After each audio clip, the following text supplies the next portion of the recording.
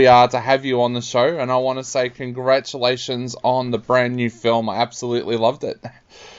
Oh, thanks so much. So Neil, tell us a little bit about your journey with this film. It's such a classic tale to retell and bring to the screen. When did the journey start for you with this film?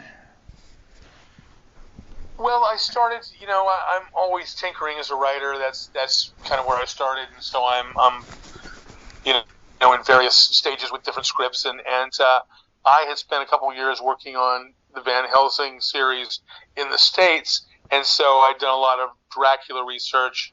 I'd also adapted Dracula for the stage years ago, so that world has remained a part of mine, and I got into the idea of taking. I always loved these kind of brides of Dracula, these weird sisters, as they're referred to at some points, and saying, where are they now? What's going on with them?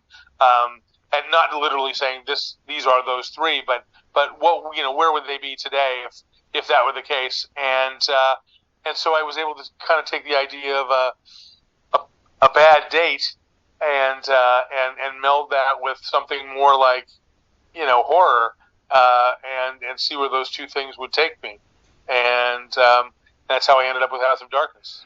Was that an interesting journey for you when you went on that journey? Because we've all been on a bad date. We haven't been on a bad date that ends like this. So, what was that like? Yeah, I mean, usually you only get one of those, right? So yeah.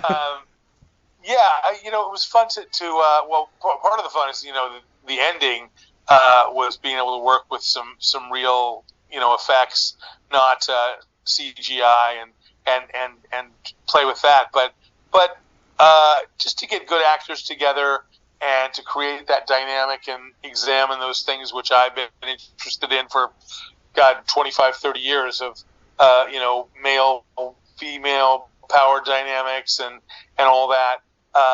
That's always interesting to me, and so once again, I was lucky getting a good cast and people who were game to jump in and learn a lot of words and have some fun.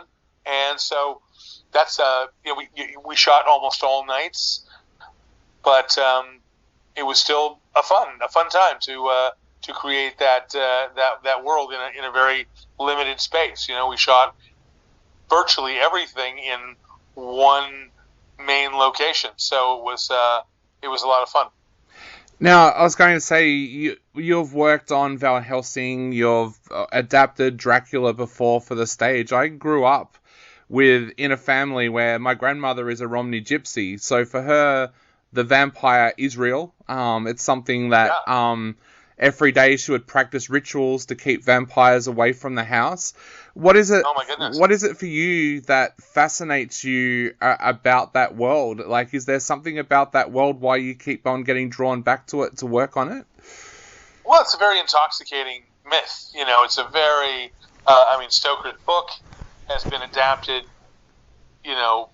so many times and in so many ways, and it still exists as this really sturdy idea, and allows you to go in there and play with it like we have.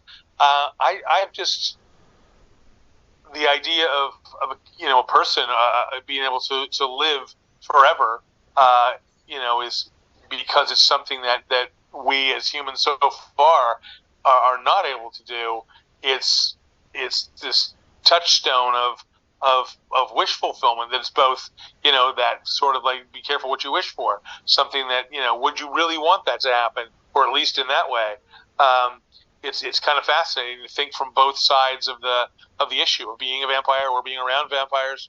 And so, but I started so young.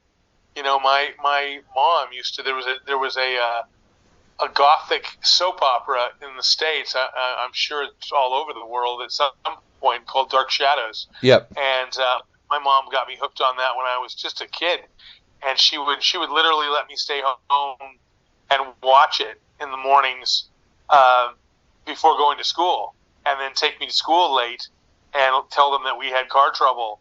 And so from very early, I was kind of locked into this Gothic tale of good and bad, and found it very fascinating. So I've been all my life kind of drawn to that world.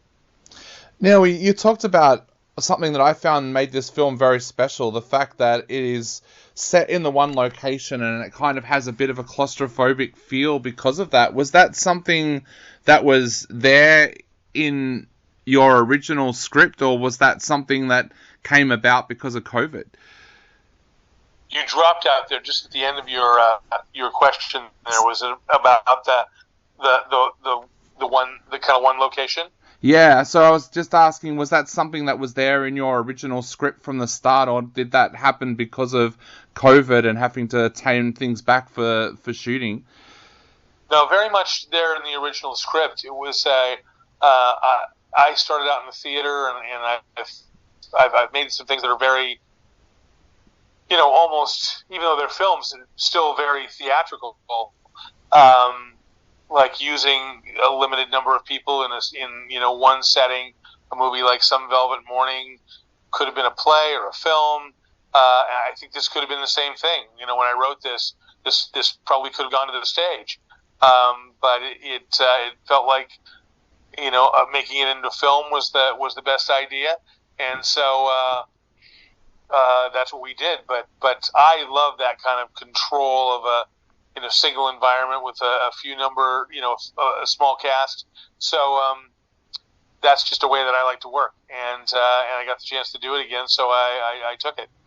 Did you have a particular house in mind when you were writing? Because it feels like the house is almost another character in this film. Did you have a house in mind? I did not. No, I wish. You start writing something like this, and you're just imagining, this place and everything. You can, when you're writing it, you can create this thing that fits perfectly. The hallway is here, and those rooms are just off that. And then, of course, the reality is you've got to make this work somehow. So what was on the page had to be adapted to the place that we shot. We ended up shooting in Arkansas, and happily found this home that this man who was he was kind of what would you call him, a woodworking millionaire. He did all does fine millwork for the inside of homes, and he built himself a castle in Arkansas, and we found that it was available to film, and so we used that, and then adapted the script to fit that space. What does it do for that relationship between director and cast as well when you're filming in the one location like that? So you're all together all the time. What does that do for that relationship between director and cast, and do you think it helps with the performances as well? Well, probably helps and hurts. It's great to be all together in one space, and but we use the house for everything, for our offices, for holding for actors. We got some bad weather, and so we everybody had to stay inside. We had a hurricane pass, or a what do you call it? I guess you call it a hurricane. Yeah. Not a hurricane. What's the right word?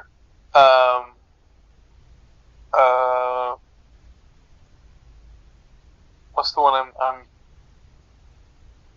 It's not hurricane. It's cyclone. Oh, well, yeah, essentially, that sort of thing. Passed by close to us, and so everybody had to get inside and hide in stairwells and bathtubs and that kind of thing. It's great to keep people together, and you're constantly you're eating together, and it's nighttime, and so you're all trying to stay awake, and it creates a certain dynamic, which is great, I think, between people.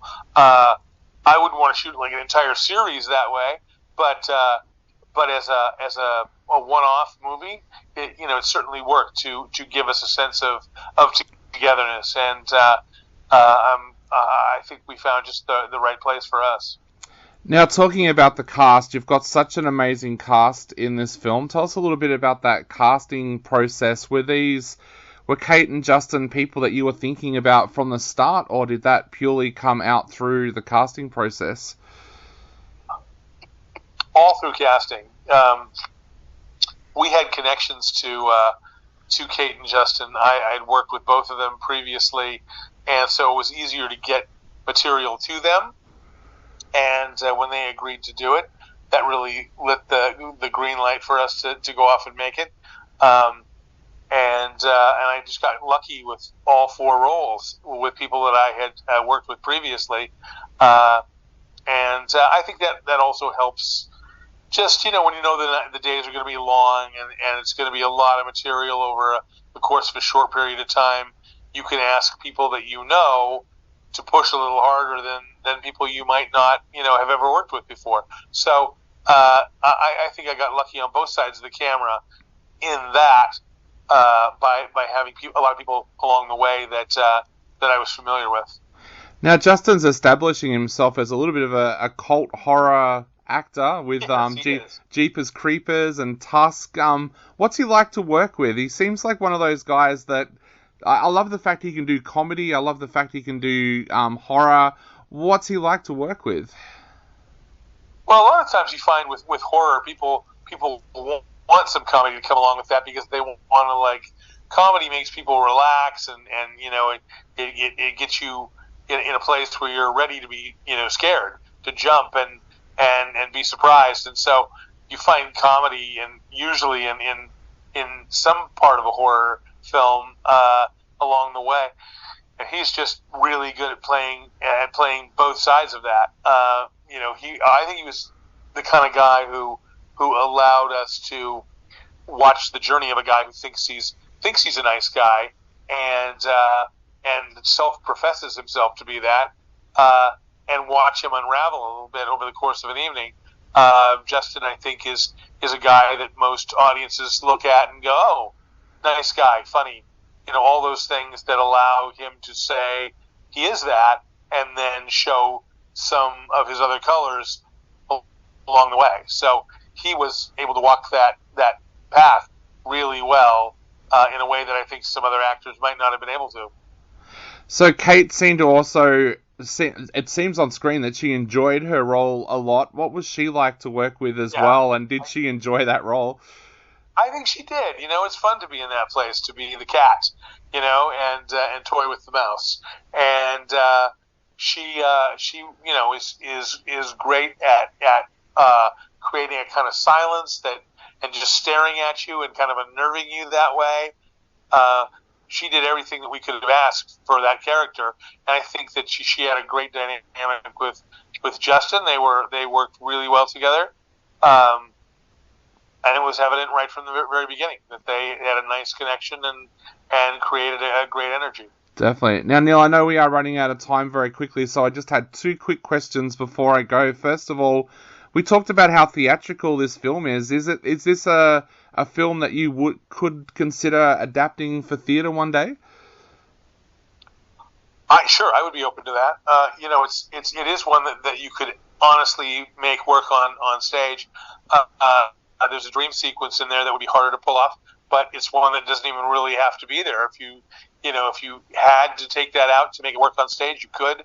I don't know if I could make a musical out of it, but I'm always open. So write a few songs and we'll see what we can do. Definitely. Now, my final question is, what would you like to say to everybody out there who is about to sit down and watch this film? Because I know so many people out there who are excited to watch this film, not only because of the cast, but because you're the man behind it. So what would you like to say to all of them? Well, but mostly I want to thank them for giving us the opportunity to do that, to have them, take their, you only get so many nights in your life to say, this is what I'm going to watch and how I'm going to enjoy myself. And there's a lot to choose from. So it's a pleasure to tell a story. This is what I want to watch out of all the stuff that is out there, and I could be watching. I'm going to take tonight and make it yours. So it feels like a big thing to tell somebody a story like that and hopefully make them happy and say that was a lot of fun. So I hope that they go in and enjoy the ride that we've concocted for them.